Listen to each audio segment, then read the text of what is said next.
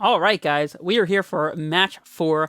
I just now got done with the mental headache that was the last round, last match. That was quite something, and if you have not seen it, then go ahead and check out the last match. Link is in the description below. And yeah, I have nothing else to say other than let's get this 4-0. I am pumped. I will see you guys in the match. By the way, in reference to the game that I was just talking about in the last match, I dare you to find a soccer tribe scout line that lets us get double Titan into play and attacking that turn. I didn't think so. I did not think so. Alright, we have our match. On the play again. Wow. It's very nice of you, Magic Online. I did not deserve this, but I will take it. And we get a turn 1 Amulet, turn 2 Explore hand. Love this hand all day long. We even get to gain 2 life off of this Radiant Fountain for values purposes. Pass it back. Let's just top deck a second Amulet and then double Explore into a Primeval Titan on turn 2. Let's just do it. Our opponent is on a Stomping Ground Bloodstained Mire deck. No Lurrus revealed. There's a second Amulet. Is it going to happen? Is it going to happen? Alright, I guess we can lead on Garenbrig here because our double Explore will allow us to bridge our way into Titan anyways, so sure.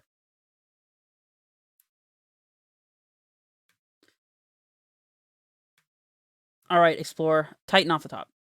Or another Explore. Okay, well, we're definitely going to cycle all the Explorers that we can this turn, most likely. Let's just pick up the bounce land here. Amulet, Storm. Okay. We still got one more Explore to go through. Titan. Turn Timber Symbiosis. I think we have enough mana to do that one. Alright, Growth Chamber. Whew. We're doing it. Can we find a Titan off of the roulette wheel here?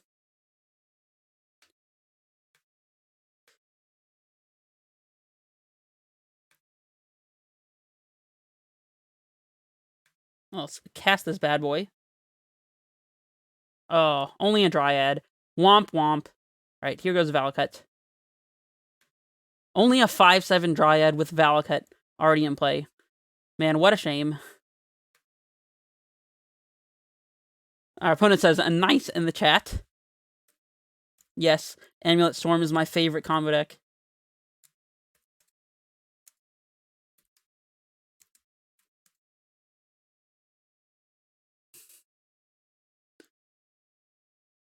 Okay, opponent. The split second that we top deck a Titan, this game is over. I just want you to know that.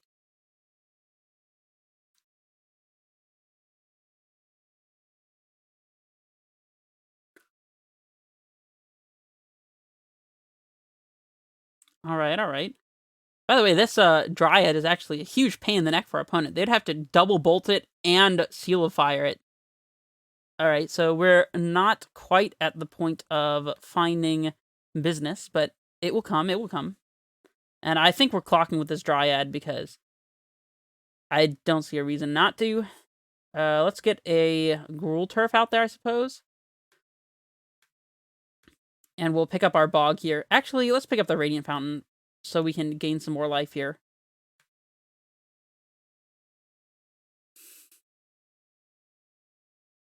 Our opponent did not even reveal Lurrus, so it's kind of curious to see Seal of Fire in their deck at all, in all honesty.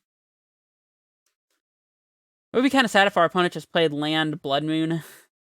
That would be pretty anticlimactic. But I'm kind of feeling those types of vibes from our opponent here. They seem to be on some kind of mono-red build or something. I mean, I know they have a Stomping Ground in play, but they don't even attack with the Eidolon. They are scared, ladies and gentlemen. They're scared. Let's just play out everything here. Oh, we get a Valakut trigger. That's fantastic. Let's just point it at them. Who cares about Eidolon? I don't. If they want to get their Eidolon out of play, they're going to have to balk with it.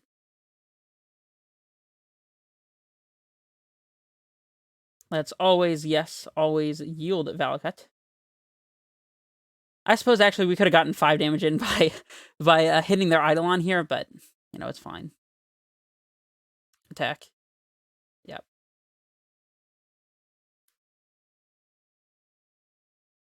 Our opponent chump blocks, of course.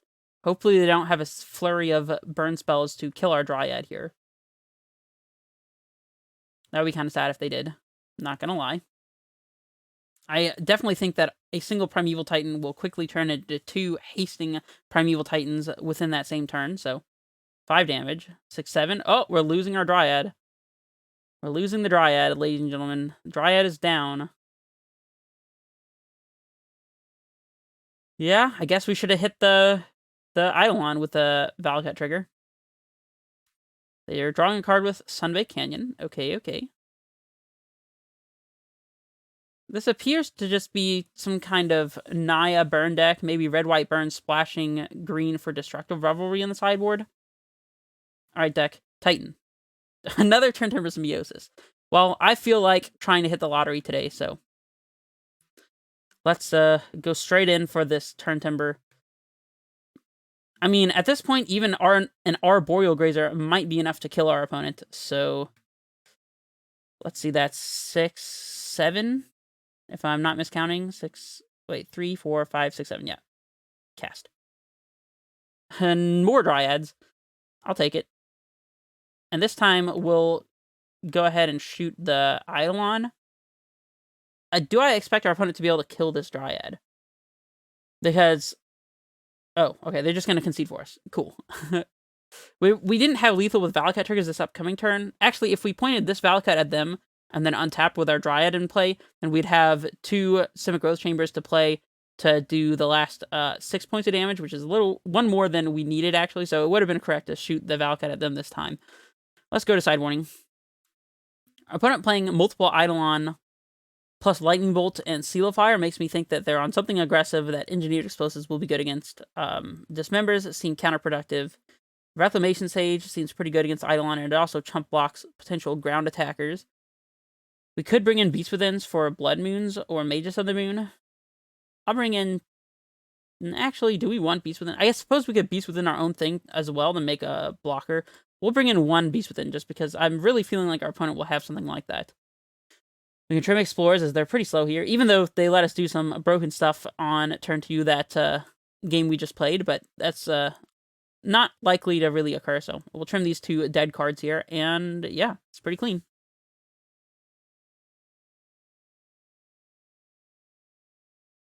I mean, at this point, we should practically just be playing Grape Shot, right?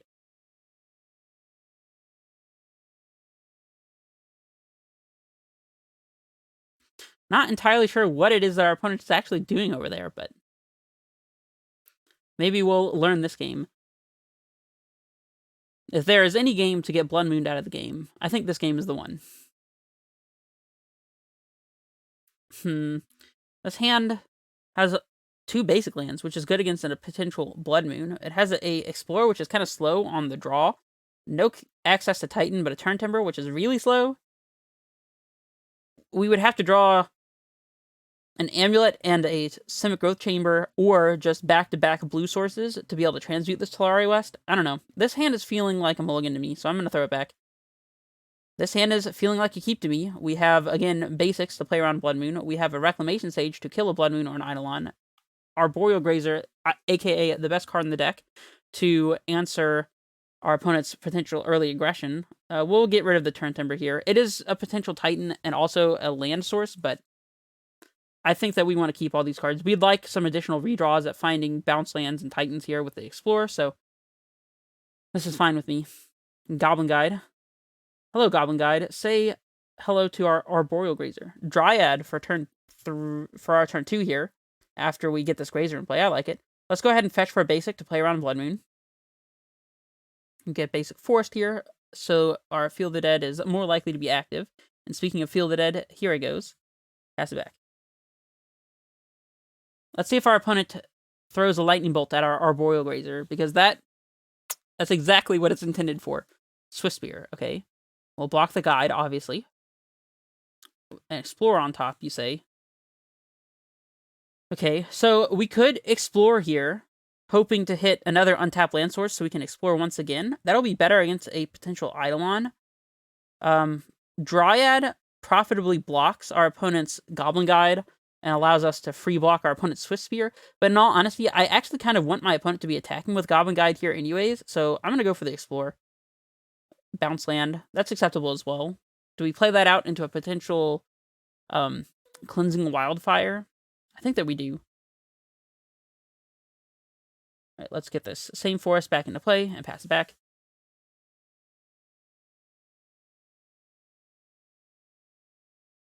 Next turn, we can play Rex Sage plus Explorer if our opponent plays an Eidolon, or like Dryad plus Explorer if we feel like doing that.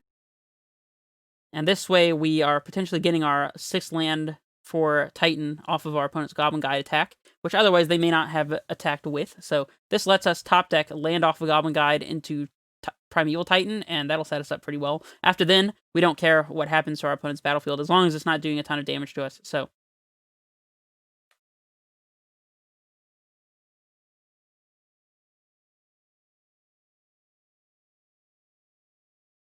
alright, opponent, please just do us a big solid here and cast Eidolon of the Great Revel and attack with everything.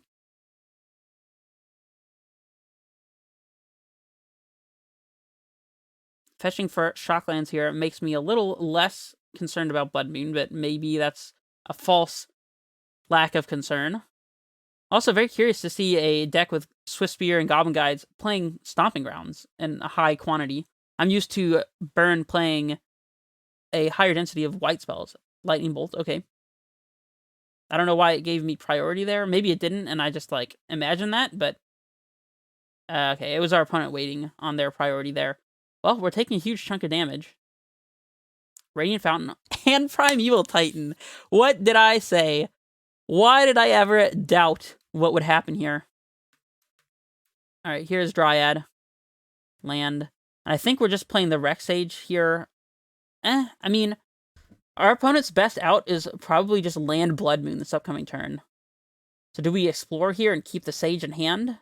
Even if they go land Blood Moon, we could just top deck another land and just slam Primeval Titan. So, whatever. Let's just get our blocker into play here. Try to take as little damage as possible. Of course, we're not using Rex Sage's ability to blow up our own Dryad. Not something I'm interested in. Alright, opponent. Miss your 3rd land drop. No attacks, pass. Oh, man. We're already losing that first bit of them not hitting their 3rd land drop, but...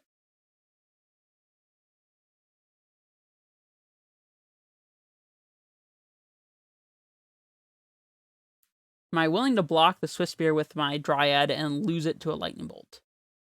Maybe.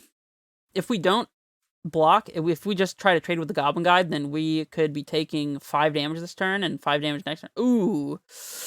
Destructive Revelry. Gross. That one really sucks, but we have a Titan this upcoming turn, so it's probably fine. Alright. Land off the top. Vesuva, of all ones, to copy our Radiant Fountain here. I like it. Let's get this Goblin Guide out of play.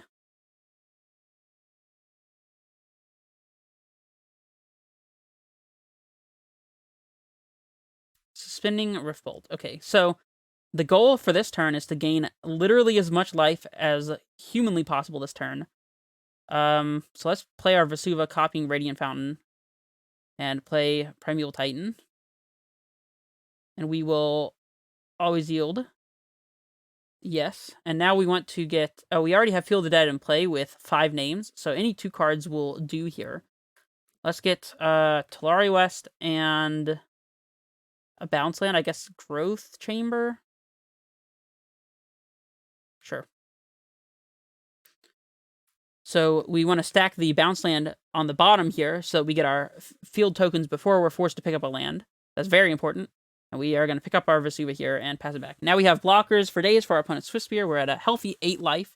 Our opponent needs to draw, and our opponent needs to have in their top card and hand here 2 burn spells that they can cast this turn to kill us. If they do that, then, you know what, so be it.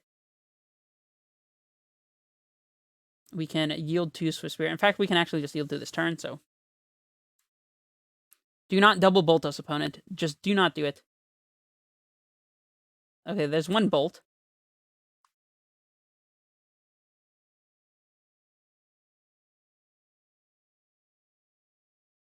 Oh, no! We lost to Xaxes. Okay. Our opponent had us. Let's go back to sideboarding. Now we know what we're playing against. And we know that these Beasts Withins are garbage. Force of Vigor is probably not great either. We could want negates, but probably not. Explore still seems pretty bad here. It's probably better than the Beast Within. Maybe we want Force of Vigor because it can kill Eidolon and also potentially kill a Blood Moon, which our opponent could still be playing. Destructive Revelry is definitely a problem. Do we maybe want to side out an Amulet for that, or is that just ridiculous? Whatever. Let's just run it like this. Our opponent gave us the nice earlier, so I'm going to have to give him the nice this time.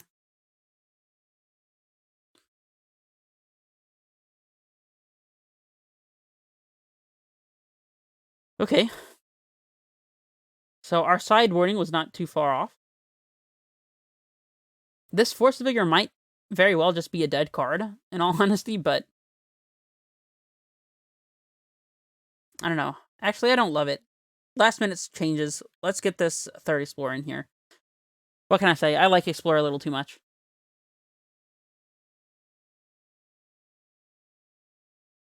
I think if our Titan turn, that last turn that we played in Game 2, had an Amulet already in play, we probably would have just won instantaneously. Yes, we like to play first, obviously. Huh. We have an Explorer, and we can pact for a Dryad. We do have a basic land as well. But if we're playing turn 2 Explorer, turn 3 Dryad against our opponent's burn deck, that might not be good enough. If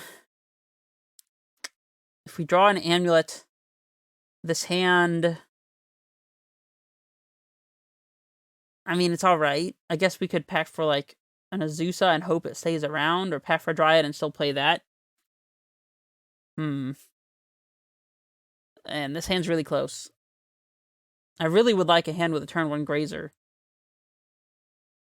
We're so far from Titan mana. I mean, we're not really that far. We have 4 lands, so Garen Brig is Titan mana for this hand.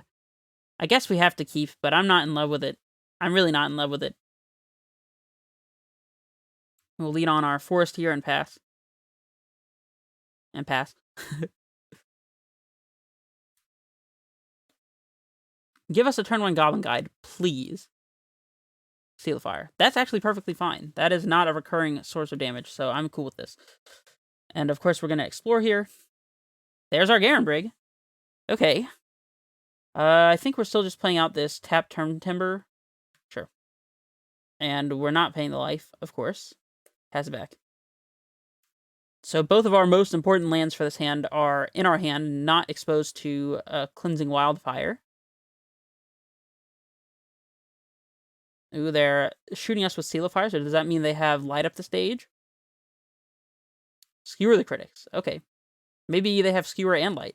What is this? Oh, Chandra's Incinerator? 6/6 Trampler. Whenever a source you control deals non-combat damage to your opponent, Incinerator deals that much damage to target creature or planeswalker that player controls. Okay. Usually I would say this is not a great choice of deck building, but here it happens to be very good against us. We are getting this Azusa into play. Yeah, I don't think we have a choice, so let's go ahead and throw out a Growth Chamber. We'll pick up our basic Forest. Azusa, Forest, Garen Brig, Titan this upcoming turn, and hopefully we won't just die. Yeah, this Incinerator might just straight up kill us.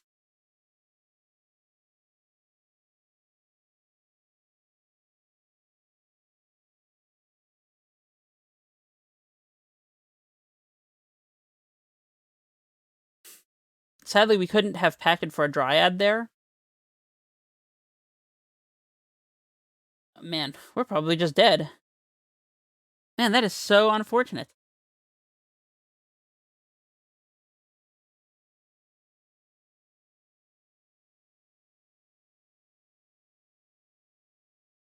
It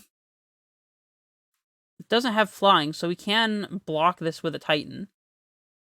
So I guess our Titan is just getting Radiant Fountain and Vesuva copying Growth Chamber to pick up and play as a copy of Radiant Fountain, gain 4 life. Is that even good enough?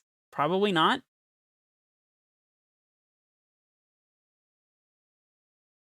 Even if we drew an untapped source, we couldn't pack for Dryad, play it, and then play Titan, because we'd be 1 mana short.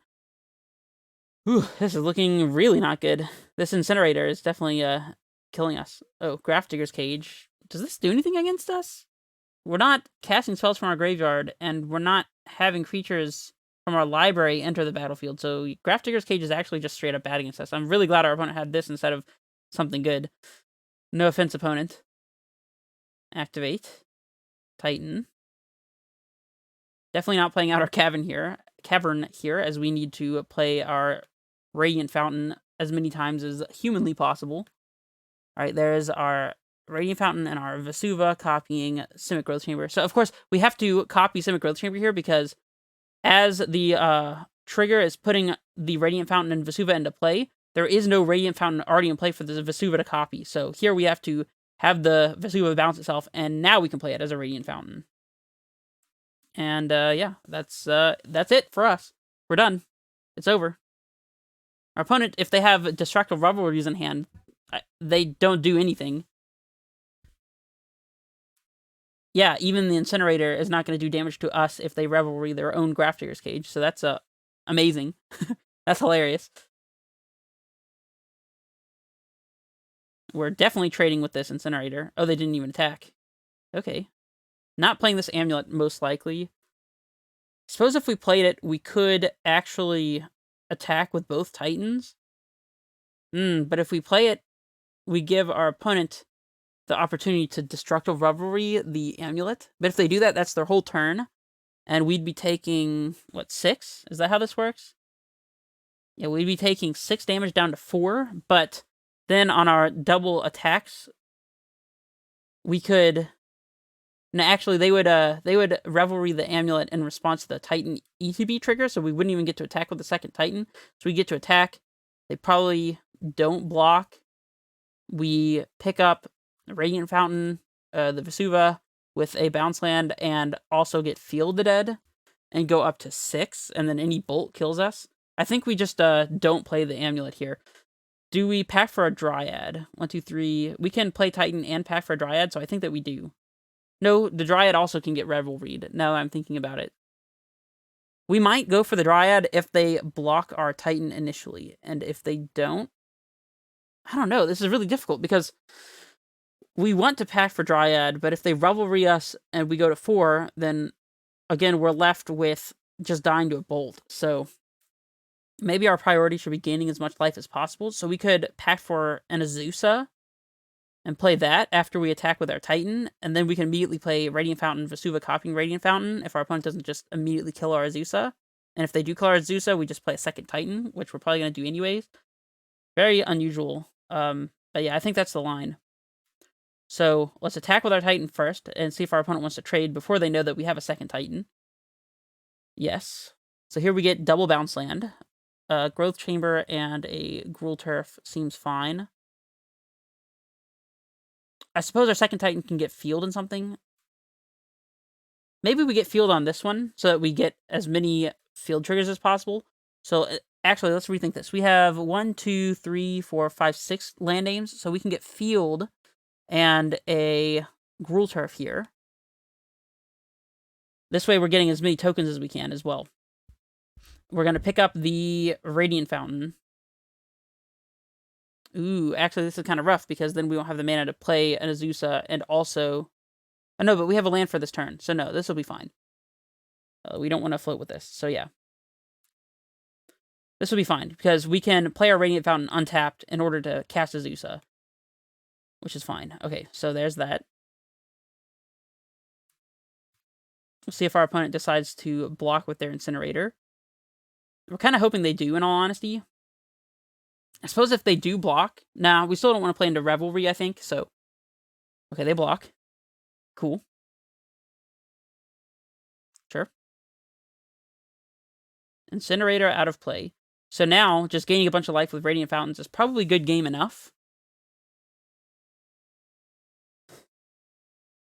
This also incentivizes them to tap out now, and if they do that, then we can pack for Dryad, play it, play Titan, get double Valakut, That probably doesn't kill them, though.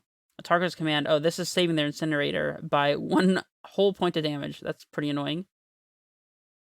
Ooh, and what modes did they choose with this? They did the damage, I think, and the +1/+1, so we can still gain life with our Radiant Fountain here. Okay. Oh, they're killing a zombie? That seems really, really wrong. They should be pointing all their burn triggers at us, and they're not doing that. And now we don't have to play around anything removing whatever we put into play this turn. So we could pack for a Dryad and kill our opponent's Incinerator. That seems like it would gain us a lot more life than just playing Radiant Fountain a bunch of times. Yeah, so let's start. I mean, we still have to play a land out here so we can Dryad and Titan. Actually, do we want to play the Titan before we play the Dryad? Obviously not. Obviously not. That's a dumb question. And we still have the green sources to activate. Okay, so we'll pact, get a Dryad, play the Dryad.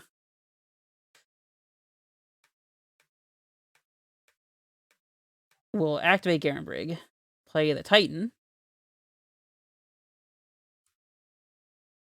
Yes. And here we'll get Valakut and a bounce land, I suppose. Our opponent says, good game. Whew, so maybe they're making it easy. I think a bounce land to pick up and replay another Radiant Fountain would be better than just getting double Valakut here, so I'm assuming our opponent is going to scoop up here, but I'll say good game in the chat as well. All right, and they concede. All right, so that's the match. This is a type of match that I would be a little worried about with Amulet. I don't necessarily think that playing Incinerator is a great choice for a burn deck, but if you manage to get your Incinerator in play rather than just top decking it in the late game when you're out of burn spells, then I mean, obviously it's going to be fantastic. Like, the Incinerator almost killed us here. But in general, Incinerator is just a poor top deck, so I'm not really sure I like Incinerator in these burn decks. But anyways, whew, thank goodness. Squeaked that match out. We are currently 4-0. We did manage to pick up a single game loss here in our otherwise flawless record, but you know what? That is a result that I'm willing to live with. 4-0. That means we are aiming for the sky. We're aiming for this 5-0. That is the hope. And if not, we just go a measly 4-1, you know. Kind of sad, but no big deal. You know, it's obviously a 4-1 is perfectly acceptable, so all right, y'all know I'm just kidding. Anyways, if you gained any entertainment or information out of this video, then go ahead, drop a like, comment, subscribe, all that good stuff. And I'm glad you've joined me for this journey thus far, and hopefully you'll follow me into match 5, where we can get the conclusion to this league out of the way. That's enough for me. This is Redface Menace, signing off.